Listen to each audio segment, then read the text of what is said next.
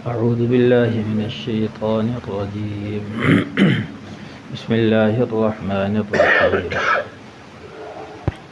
أولم يروا أنا جعلنا حرما آمنا ويتخطف الناس من حولهم أفبالباطل يؤمنون وبنعمة الله يكفرون ومن أظلم ممن افترى على الله كذبا أو كذب بالحق لما جاءه أليس في جهنم مثوى للكافرين والذين جاهدوا فينا لنهدينهم سبلنا وإن الله لمع المحسنين صدق اللہ العظیم۔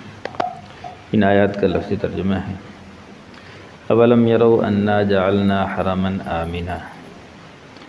اللہ تعالیٰ مشرکین مکہ کے بارے میں مخاطب ہیں کہ یہ مشرکین مکہ والے ایمان نہیں لا رہے، کہ یہ اللہ کا احسان نہیں سمجھتے کہ ہم نے ان کو حرم کی جگہ، حرم کو امن کی جگہ بنایا ہے اور یہ پرامن طریقے سے یہاں رہ رہے ہیں۔ ان کو اللہ کا شکر گزار ہونا چاہیے، ورنہ ارد گرد جو بستیاں ہیں ان کے حالات خراب ہیں۔ وَيُتَخَطَّفُ النَّاسُ مِنْ حَوْلِهِمْ، اچک لیا جاتا ہے لوگوں کو ان کے ارد گرد جو بستیاں ہیں ان میں سے۔ أَفَبِالْبَاطِلِ يُؤْمِنُونَ، کیا یہ جھوٹ پر، باطل پر ایمان رکھتے ہیں؟ وَبِنِعْمَةِ اللَّهِ يَكْفُرُونَ، اور اللہ کی نعمتوں کا انکار کرتے ہیں۔ وَمَنْ أَظْلَمُ مِمَّنِ افْتَرَى عَلَى اللَّهِ كَذِبًا أَوْ كَذَّبَ بِالْحَقِّ لَمَّا جَاءَهُ، اس شخص سے بڑا جھوٹا کون ہو سکتا ہے، اس شخص سے بڑا ظالم کون ہو سکتا ہے جو اللہ تعالیٰ پر جھوٹ گھڑ لے۔ او کذب بالحق لما جاء، یہ حق بات کو جھٹلا دے جب حق بات اس کے پاس آ گئی۔ الیس فی جہنم مثوی للکافرین، کیا کافروں کے لیے جہنم کافی نہیں ہے؟ والذین جاہدوا فینا لنہدینہم سبلنا، اور وہ لوگ جو جد و جہد کرتے ہیں، کوشش کرتے ہیں ہمارے لیے۔ اللہ تعالیٰ فرما رہے ہیں، یہاں اب ایمان والوں کا تذکرہ ہے، وہ لوگ جو ہمارے لیے جد و جہد کرتے ہیں، کوشش کرتے ہیں۔ لنہدینہم سبلنا، تو ہم ان کے لیے ہدایت کے راستے کھول دیں گے۔ وَإِنَّ اللَّهَ لَمَعَ الْمُحْسِنِينَ، اور بے شک اللہ تعالیٰ نیکی کرنے والوں کے ساتھ ہے۔ یہ ان آیات کا لفظی ترجمہ ہے۔ پہلی آیت میں یعنی پیچھے سے بات چلی آ رہی تھی، مشرکین مکہ یعنی جب کشتی میں سوار ہوتے اور کشتی ان کی بھنور میں پھنس جاتی تو پھر خالص اللہ کو پکارتے کہ بھی اللہ ہی ہمیں بچائے گا، لیکن جیسے ہی اللہ تعالیٰ ان کو مشکل سے، پریشانی سے نجات دے دیتا، پھر اللہ کے ساتھ شریک کرتے۔ تو اب یہ اللہ کے ساتھ شرک کیوں کر رہے ہیں جبکہ سارے مسائل حل کرنے والی ذات اللہ کی ہے؟ پیچھے اللہ نے بتایا، ان سے اگر پوچھا جائے کہ زمین و آسمان کس نے بنایا، کہیں گے اللہ نے۔ چاند سورج ستارے کس نے بنائے، کہیں گے اللہ نے۔ آسمان سے پانی کون اتارتا ہے، تو اللہ ہی اتارتا ہے۔ جب یہ سارے کام اللہ تعالیٰ کرتا ہے تو پھر اللہ کی عبادت کرو، لیکن اس وقت جب عبادت کا موقع آتا ہے پھر وہ بتوں کے نام پہ، کوئی چڑھاوا چڑھانے کا موقع آتا ہے اللہ کے نام پہ، کوئی نظر و نیاز، یعنی جب نظر و نیاز کا کوئی موقع آتا ہے تو وہ بتوں کے نام۔ آج بھی یعنی یہ تو سب لوگ مانتے ہیں زمین و آسمان کو اللہ نے بنایا، چاند سورج ستارے اللہ نے بنائے، بارش اللہ برساتا ہے، لیکن جب اللہ کے نام پہ نظر و نیاز کا موقع آتا ہے پھر فلاں دربار پہ دے آؤ، فلاں دربار پہ چڑھاوا چڑھایا ہو، فلاں دربار پہ دے آؤ، تو اللہ کے نام پہ نہیں خرچ کرتے، پھر اللہ کے غیر کو راضی کرنے کی کوشش کرتے ہیں۔ سارے کام اللہ، اور جب کوئی نظر و نیاز دینے کا موقع ہے، یہ فلاں کے نام کے نیاز ہے، یہ فلاں، سب کچھ اللہ کے نام پہ دو، اللہ ہی کے نام پہ خرچ کرو، اللہ ہی کی عبادت کرو۔ تو یہاں بھی جب کوئی بڑی مشکل پیش آتی بھی اللہ بچائے گا، اور جب اللہ تعالیٰ بچا دیتا پھر کہتے ہیں فلاں نے بچایا۔ ایسا کیوں کرتے ہیں؟ لیکفروا بما آتیناہم، تاکہ ہماری دی ہوئی نعمتوں کا انکار کر دیں، یعنی ساری نعمتیں اللہ کی اور ان کا انکار کرتے ہیں۔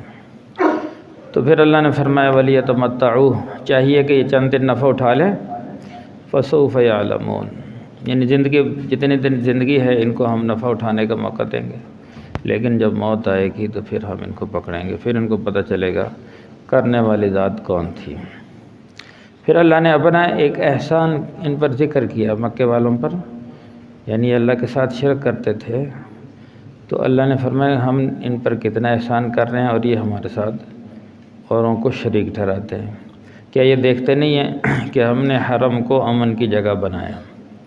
یعنی مکہ والوں پر یہ بہت بڑا اللہ کا احسان تھا کہ جب ہر طرف قتل و غارت تھی اور چوریاں ڈاکے پڑتے تھے، کسی کی عزت محفوظ نہیں، کسی کا مال محفوظ نہیں، لیکن لوگ ان کا احترام کرتے تھے، ان کی پتہ چلتا یہ قافلہ حرم شریف جا رہا ہے اور حرم والوں کا ہے، مکہ والوں کا، لوگ اس قافلے کو نہیں لوٹتے تھے، اور کوئی ان کا تجارتی مال آتا تھا اس پر ہاتھ نہیں ڈالتے تھے، بھی یہ مکہ والوں کا ہے، وہ اللہ کے گھر کے رہنے والے ہیں، اللہ کے گھر کے پڑوسی ہیں، تو ان سے کچھ نہ کہا جائے۔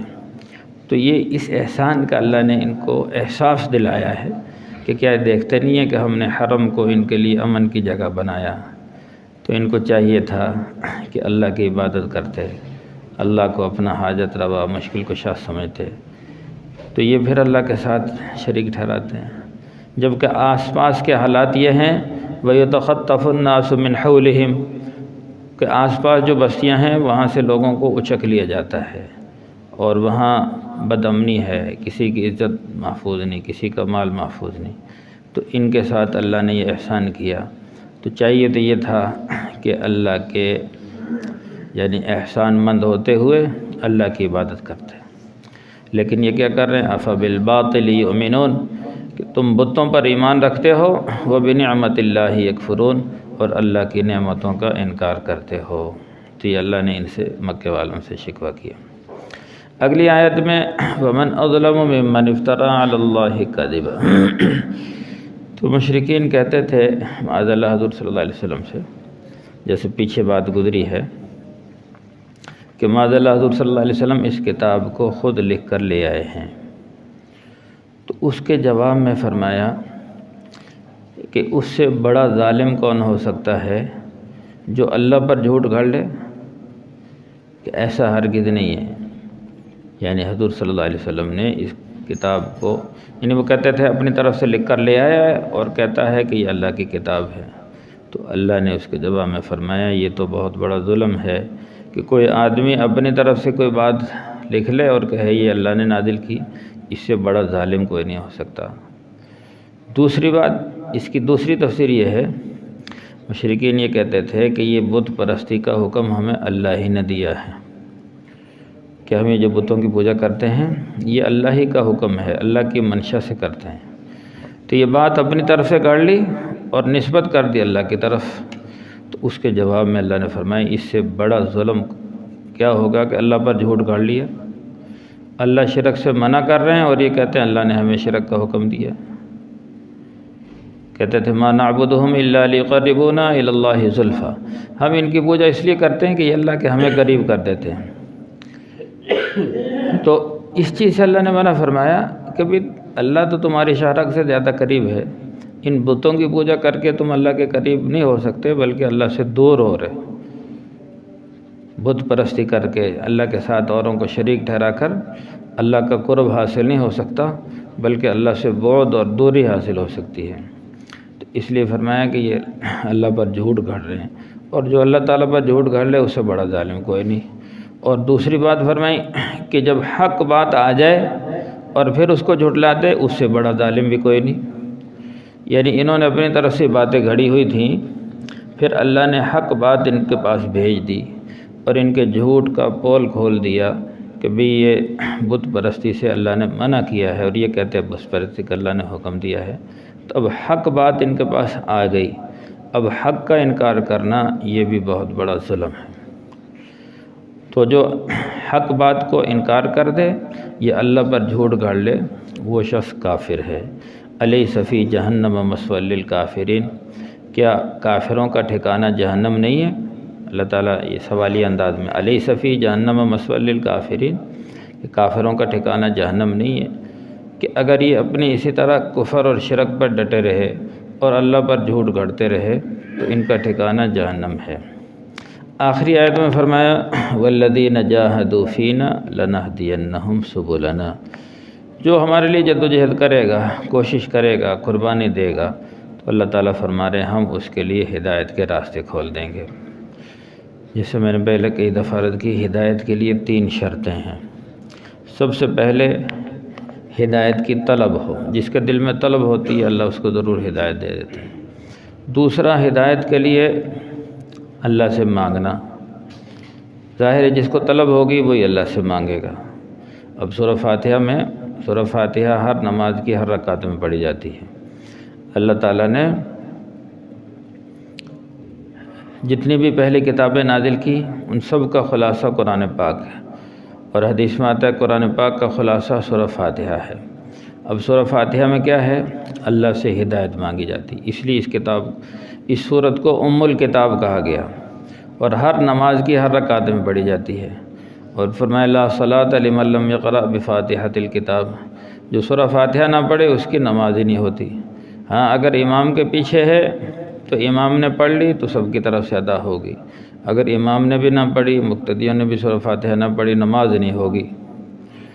تو سورہ فاتحہ کی اہمیت کیوں ہے کہ جہاں اور بہت سارے اسباب ہیں وہاں ایک سب سے بڑی اس میں کہ اللہ سے ہدایت مانگی جاتی۔ اہدنا الصراط المستقیم، اے اللہ ہمیں سیدھے راستے پر چلا، اے اللہ ہمیں ہدایت عطا فرما۔ دیکھو نا، کوئی بڑا بادشاہ ہو تو اس سے کوئی قیمتی چیز مانگنی ہو، اس کے 3 اصول ہیں۔ سب سے پہلے اس بادشاہ کی تعریف کی جاتی ہے، دوسرے نمبر پر اپنی وفاداری، اور تیسرے نمبر پر اس چیز کا مطالبہ رکھا جاتا ہے۔ سورہ فاتحہ میں ایسے ہی پہلی 3 آیات میں اللہ کی تعریف ہے، الحمدللہ رب العالمین، تمام تعریفیں اللہ کے لیے ہیں جو تمام جہانوں کی پرورش کرنے والا ہے، الرحمن الرحیم، جو بڑا مہربان نہایت رحم والا ہے، مالک یوم الدین، جو قیامت کے دن کا مالک ہے۔ یہاں تک اللہ کی 3 آیت میں تعریف ہے۔ اگلی آیت میں اپنی وفاداری، ایاک نعبد، اے اللہ ہم تیری ہی بندگی کرتے ہیں، تیری عبادت کرتے ہیں، وایاک نستعین، اے اللہ ہم تجھ ہی سے مدد مانگتے ہیں، ہم تیرے وفادار ہیں، تیرے محتاج ہیں، تیرے بندے ہیں۔ تو اللہ تعالیٰ پوچھتے ہیں ہاں جی مانگو، کیا مانگنا ہے؟ تو ہم کیا مانگتے ہیں؟ اہدنا، اے اللہ ہمیں ہدایت عطا فرما دے، اہدنا الصراط المستقیم، اے اللہ ہمیں سیدھے راستے پر چلا، ان لوگوں کے راستے پر چلا جن پر تو نے انعامات کیے، اور ان لوگوں کے راستے سے بچا جو گمراہ ہیں اور جن پر تیرا غضب نازل ہوا۔ تو یہاں اللہ سے ہدایت مانگی جا رہی ہے۔ سیدھے راستے پر چلنا یہی ہدایت ہے کہ اللہ ہمیں سیدھے راستے پر چلا، یہی ہدایت کا راستہ ہے۔ تو ہدایت کو حکم دیا اللہ نے، ہر نماز کی ہر رکعت میں مانگو، ہدایت مانگنے سے ملتی ہے، طلب والوں کو ملتی ہے۔ اور تیسری شرط ہدایت کے لیے کوشش کرنا، جد و جہد کرنا، محنت کرنا، قربانی دینا، تو اس کو ہدایت ملے گی۔ ابھی جو دعوت تبلیغ کی محنت ہے یہ اسی بات کی محنت ہے کہ اس کے لیے اپنی جان، مال، وقت لگانا۔ جو جان، مال، وقت لگائے گا، قربانی دے گا، اللہ اس کے لیے ہدایت کے راستے کھول دیں گے۔ یعنی جو اللہ کے لیے محنت کرے گا، اپنی صلاحیتیں خرچ کرے گا، اللہ اس کے لیے ہدایت کے راستے کھول دیں گے۔ تو اس سے معلوم ہوا گھر بیٹھے ہدایت نہیں ملتی، ہدایت کے لیے جد و جہد ہے، کوشش ہے، محنت ہے، قربانی ہے۔ اب جیسے صحابہ کرام، اللہ تعالیٰ ویسے تو اس پر بھی قادر تھے کہ حضور صلی اللہ علیہ وسلم سارے مکے والوں کو جمع کرتے، اور جیسے صفا پہاڑی پر حضور صلی اللہ علیہ وسلم نے جمع کیا تو اللہ سب کو ایک ہی دفعہ ہدایت دے دیتے، سب کے دلوں کو پھیر دیتے، اللہ کے لیے کوئی مشکل نہیں تھا۔ لیکن ایسا نہ ہوا، صفا پہاڑی پر حضور صلی اللہ علیہ وسلم نے سب کو جمع کیا تو اس وقت کسی نے بھی حضور کی بات پر لبیک نہیں کہا۔ یعنی جو انفرادی طور پر تو صحابہ ایمان لائے تھے، لیکن اجتماعی طور پر ان سب مکہ والوں نے انکار کر دیا، اور سب سے پہلے آپ کے چچا ابو لہب نے انکار کیا۔ تو یہ ایسا کیوں ہوا کہ اللہ کو قربانی مقصود تھی، بھی اس دین کے لیے قربانی دی جائے، جد و جہد کی جائے، ایک ایک کے پاس چل کر جایا جائے۔ تو 13 سال تک قربانی دی، اس کے لیے مارے کھائیں، کہیں حضرت بلال رضی اللہ عنہ کو مارا جا رہا ہے، کہیں حضرت خباب رضی اللہ عنہ کو، کہیں حضرت سمیہ رضی اللہ عنہ کے 2 ٹکڑے کر دیے گئے، کہیں حضرت ابوبکر صدیق رضی اللہ عنہ کو مارا جا رہا ہے، کہیں حضور صلی اللہ علیہ وسلم پر کوئی پتھر برسا رہا ہے، کوئی برا بھلا کہہ رہا ہے۔ یہ ایک دین کے لیے قربانی تھی، وہ جب بھی محنت ہوگی قربانی دی جائے گی۔ تو قربانی اللہ کو مقصود ہے، تو جب قربانی دی جاتی ہے پھر اللہ اس قربانی کو قبول کر کر ہدایت کے فیصلے کرتے ہیں۔ تو یہ 13 سال تک قربانی دی گئی، اور یہ حضور صلی اللہ علیہ وسلم کی اس محنت کو قیامت تک آنے والے انسانوں کے لیے نمونہ قرار دے دیا گیا کہ جہاں بھی جب بھی جس علاقے میں یہ محنت ہوگی، قربانی دی جائے گی، جان مال وقت لگے گا، تو اللہ ہدایت کے فیصلے فرمائیں گے۔ تو اس آیت میں بھی اللہ نے فرما دیا والذین جاہدوا فینا، جو لوگ بھی ہمارے لیے جد و جہد کرتے ہیں، کوشش کرتے ہیں، قربانی دیتے ہیں، ہم ان کے لیے ہدایت کے راستے کھول دیتے ہیں۔ وَإِنَّ اللَّهَ لَمَعَ الْمُحْسِنِينَ، اور اللہ تعالیٰ نیکی کرنے والوں کے ساتھ ہے، جو بھی نیکی کرے گا اللہ کی مدد اس کے ساتھ ہوگی۔ الحمدللہ رب العالمین والعاقبۃ للمتقین والصلاة والسلام علی سید الانبیاء والمرسلین۔ ربنا ظلمنا انفسنا وإن لم تغفر لنا وترحمنا لنكونن من الخاسرين۔ اللهم اهدنا واهد بنا واجعلنا سببا لمن اهتدى۔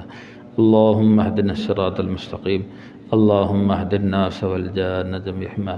صلی اللہ تعالی علی خیر خلقہ محمد وآلہ وأصحابہ اجمعین برحمتک یا ارحم الراحمین۔